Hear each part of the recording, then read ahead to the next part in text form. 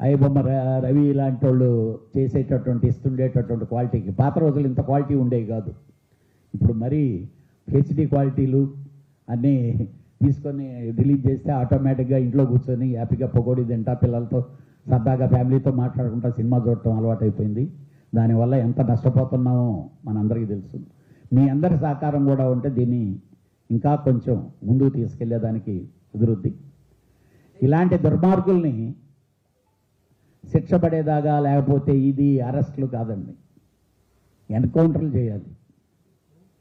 ఎన్కౌంటర్లు చేస్తే వాళ్ళు చేయకపోయినా సినిమా వాళ్ళన్నా చేయాలి కనీసం. ఎందుకంటే అంటే అంత బాధ వాడికి సంబంధం లేకుండా ఒక సినిమా ఇన్ని కోట్లు ఖర్చు పెట్టి వందల మంది కష్టపడి వాళ్ళ బ్లడ్ని తాగుతుండే లాంటి వాడు బ్లడ్ చూడటం చాలా అవసరం.